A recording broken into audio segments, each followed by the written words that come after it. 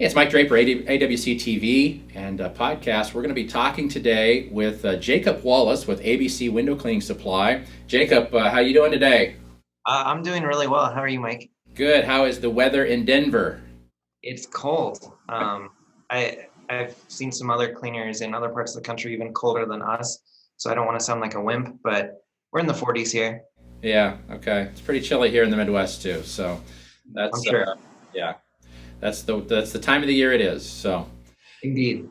hey, we're going to talk about a topic today that's kind of near and dear to both of our hearts a bit. I eat and breathe and dream safety. And Yep. our topic today is safety plans, or a rescue plan rather, and the importance of having one. And it is very important. It's actually mandated, right, by OSHA. The new 1910 Subpart D requires that there be a rescue plan in place. And what do you see in the industry? Why is this even a topic? Why are we even talking about this? I think a couple reasons. We've all seen the incidents on the news where somebody gets stuck and the fire department has to come rescue them.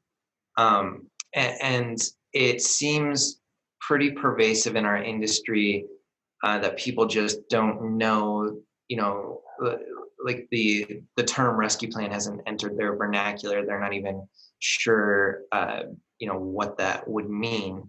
And they, a lot of them haven't made any plans for it. And like you said, it's mandated and it's important because you could save people's lives in case of an incident. And then I think I'm sorry I'm answering your question so long, but I think it's also important for raising the legitimacy of the window cleaning industry to have people be educated well and and not have the fire department be your rescue plan. Yeah, no, I agree, and for far too long, that really has been the plan. Is for whatever, if it's swing stage or if it's rope descent work or whatever, guys hanging off a building, main line severs. He's hanging from a safety line, and we're calling 911. Fire department's going to come. They're going to either set up a rescue system themselves, or they're going to bust a window out and take him in the glass. So, yeah, it really is misfortunate, and because it's mandated, it would just seem that there would be, there would be it would be of more importance to a lot of people that are doing this type of work. Yeah, you would think so, but I mean, as you and I both know, things move slowly. So, like in another industry, the people that do like the power lines and they climb the wood poles, it was only a couple of years ago that OSHA even finally put together a regulation that they needed to be 100% tied off while they were climbing those poles. And then adoption of equipment to make that happen was incredibly slow. And so even to this day, even though it's mandated, and even though to some of us it seems obvious, people in that industry still haven't even heard about it. So things just move slowly, right? Yeah, absolutely. So when we do safety trainings and that we address this issue of what we call self-rescue, and that's kind of a broad term, really, but we kind of break it down into three different categories. One being what I call it's just a bonehead move, right? It's what I call a rope grab hang. So a guy he's in his chair, he's for whatever reason his rope grab is positioned wherever at, he goes through his descender and he forgets to bring his rope grab down, or it didn't trail, or whatever it is, and now the descent device is out of play and you're hung by your rope grab. Nothing really in danger, but it's just it's something that has to be navigated. Yep. And so, this one's pretty easy. A lot of guys will teach it just a foot loop in the rope and stand up in it and grab the rope grab. You might use a Jumar with a ladder string or a foot loop, step up into it, remove your rope grab. So that one is probably, I would say it's the easiest one, and it's also probably the most trained. The most trained. Yeah. I mean, most guys, I think, can get out of that situation. Yeah, I would certainly think so. Yeah. Yeah. So the next one then is basically when we get to a mainline sever, right? So the main line has severed for whatever reason. Now you've transferred to the safety line, and really, how would you explain? I know how we would, we talk about basically how a person is rigged can make or break that situation. But a lot of the window cleaners that are traditional window cleaners are just sitting in a bosun's chair with the descent device attached to the mainline rope, and they don't have any of that connected to them. So a mainline severs, that means all of that's going to the ground, right? And so they basically have a rope grab. So what's your take on that situation? How would you describe that situation? Yeah, I think there's basically a couple types of rescues that a crew could be prepared for in that situation. So you could do a self rescue, which would be ideal. With if basically the cleaner would need to have the same sort of equipment you described in the bonehead rescue, and have a way to lift themselves and take off the rope grab. But they'd also need to have like a descender on them, a secondary descender, maybe a figure eight or something, so that they could do a descent.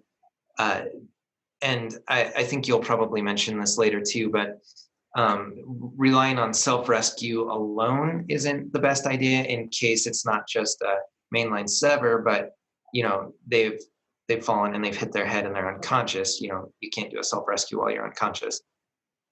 Yeah. So the second, the main one in my mind is a pickoff rescue.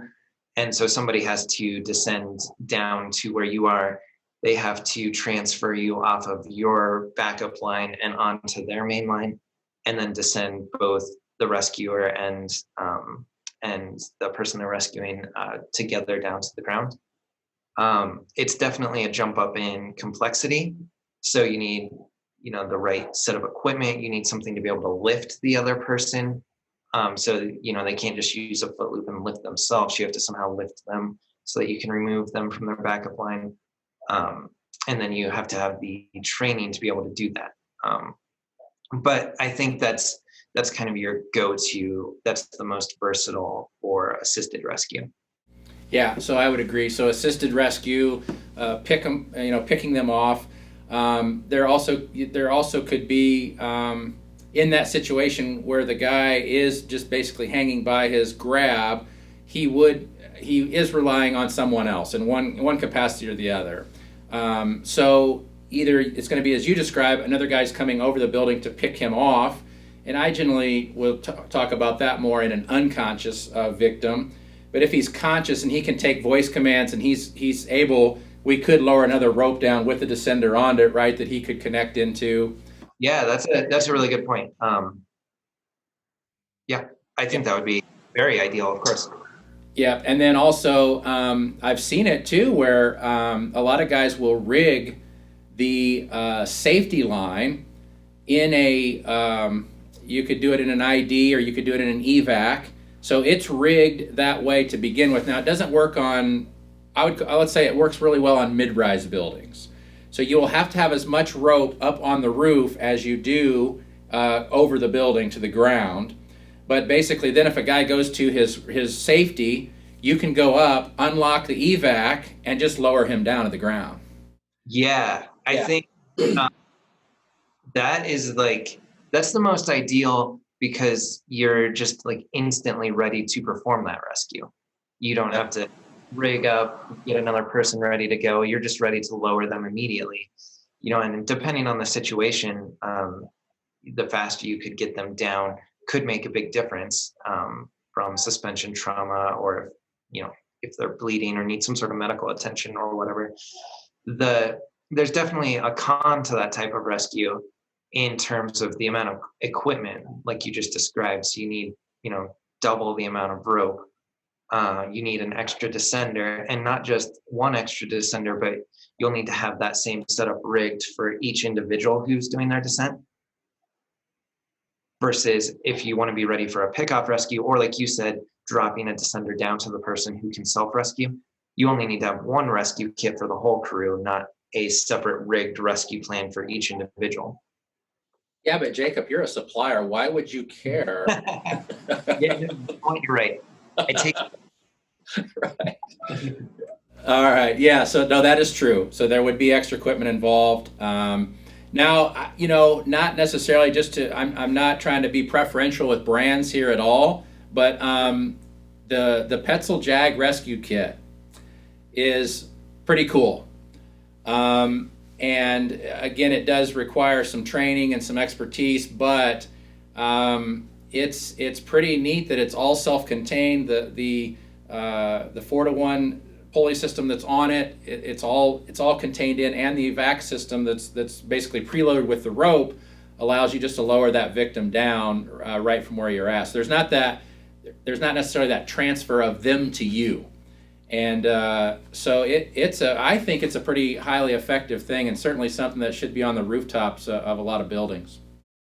I agree. And I'm an unabashed Petzl fan, um, so that doesn't bother me at all. I think the Jag Rescue Kit's fantastic, and I think a really key point about it is even if you choose not to use Petzl brand stuff, uh, the one of the cool things about it is it's pre-rigged. So what the last thing you want is to be in a rescue situation and to be like, okay, I need to, find my rope. I need to figure out how to put my descender on it. How do I put my 4-to-1 kit together?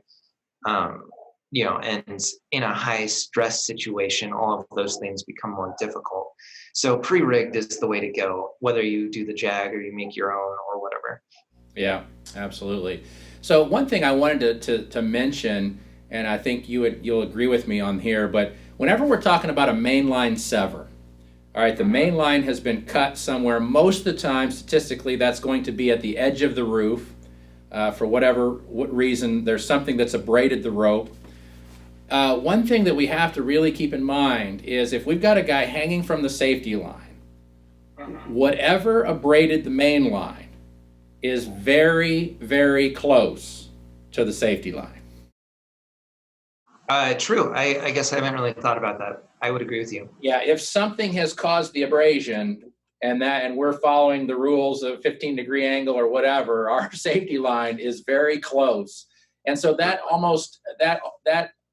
in itself expedites the mentality that has to happen on the job site, because he's on a single line system now. And whatever cut the main line could be close to cutting the safety line. So it just proves that you have to be, thinking about this and ready to respond quickly. It can't be, 30 minutes later. It's got to be right. Got to be soon. Yeah. So actually, I guess just a question for you, Mike. If you're in that situation and you feel like it's likely that your safety line is in danger because it's close to something that's caused the mainline failure, how does that affect in your mind the fixed lower plan that you described, where you have the evac rigged at the top? Like, do you want to start running rope over something that's potentially abrading and cutting? Well, yeah, and I mean, I think if that happened, a lot of things went wrong in the pre-planning to begin with, right? Your rope shouldn't be on surfaces that are going to braid them. They should be protected. But there are times where something slips or whatever. But the lowering the line down, I mean, at least there's another line. If we're just going to lower one line down, he's still on his safety. If he can connect into the descent device, he's now on a 2-line system again. If we did a Jag system or whatever, it would be nice if we sent 2 ropes over, right? So yeah, one for my safety and one for my ride line, and then we have 2 ropes then we can work with and get him hopefully attached to something if one gave out. So it's a tricky situation, and certainly that's why, again, I think even before we talk about rescue plans, there should be a site safety plan, and it should be followed through so that these things don't happen. But oftentimes they don't. Yeah, I think that's a really important point, that the rescue plan is, your last resort, and it's only a component of your overall safety plan. And a really good safety plan is going to make the need for a rescue plan pretty unlikely. And something, like putting your rope over a sharp edge, you're just going to avoid that entire situation with a good safety plan in the first place. Right. No, absolutely. So the next stage of this is really So we've talked about the guy, all the scenarios that we've described so far have been basically a conscious victim, right? So he fell, but he's alert, he can take direction, and so we've got some options there. The other one, though, and I kind of think it speaks to a couple different things, but is an unconscious victim. So for whatever reason, the fall that he took, anything like that, he's smacked his head.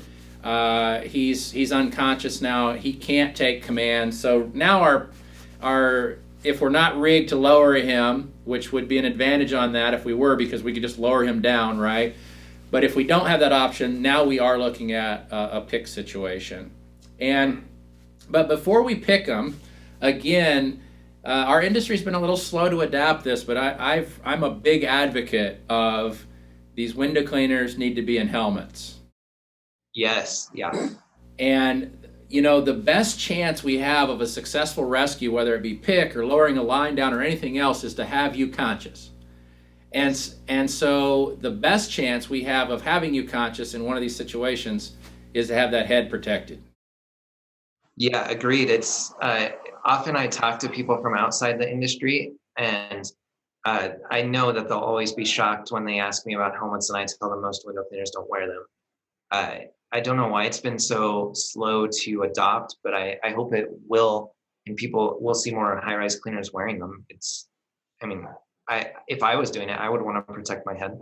Yes. So again, if we're wearing a helmet, the chances are we're probably not knocked out. But if we're not wearing one, now we are an unconscious victim. It makes it very difficult not difficult, but it's another level of thought process and thinking if you're unconscious. And but now what would you recommend then in unconscious? We're talking a pick rescue, right? Yeah, I think so. I'm a fan of the pickoff rescue because it's so versatile. Because we didn't really even mention this, but there are not so much in window cleaning normally, but there's situations where the fixed lower rescues are problematic because of access or problems with it's not just a clear path below the person. So a pickoff rescue is just the most versatile option out there, but it's kind of your only option, like you're saying, if they're unconscious, for sure. Yeah. And the one thing I'll say about picks is rescue plans are all fine and good, and we can talk them all we want to. We can say, well, my rescue plan is to pick. If your rescue plan is a pick, then you need to train pick, because we don't do them enough in our industry. We're not high-angle rescue guys, so we're not doing this every day. So there needs to be some training and some drilling in the shop in order to know and be familiar with a pick rescue. Yeah, definitely. I agree with that 100%. It's more complicated than other forms of rescue. It takes more equipment and more skills, and it really should be practiced regularly.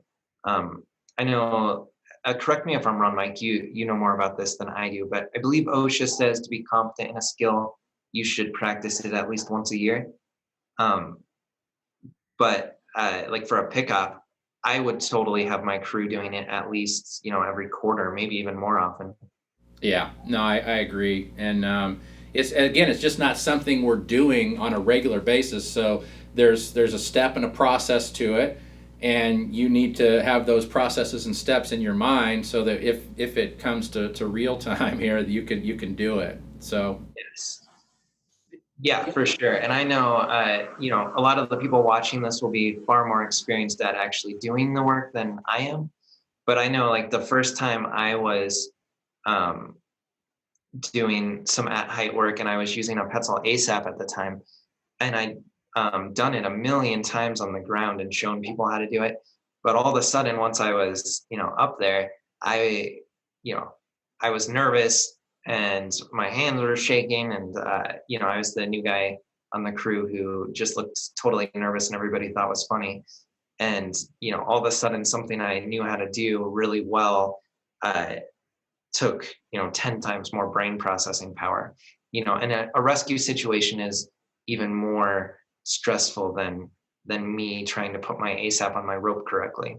yeah, no, it is. And the other thing that I think a lot of people don't, and it's really it can't be simulated in training, and it's a disadvantage. But when you have a fall on the rope, your body goes into weirdness. I mean, it's not normal, first of all, and your body starts. I mean, indirectly, it starts saying things to your brain. Hey, I'm on a single line. Hey, I'm in danger. So when we do these trainings and things like that, it's always what I call a dry situation, right? It's not real.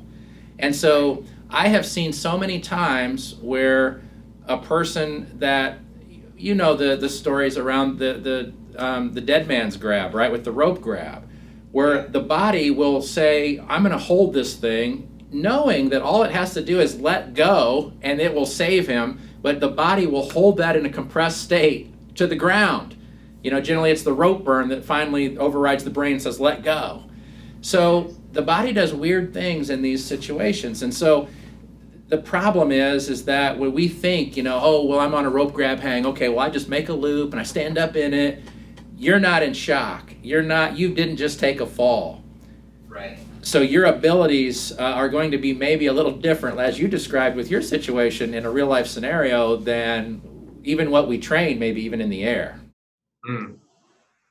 What, like in your training practice, what are some ways that you try to overcome that? Well, we just like to cut the guy's rope so he can actually feel it. No, I'm kidding. I'm kidding.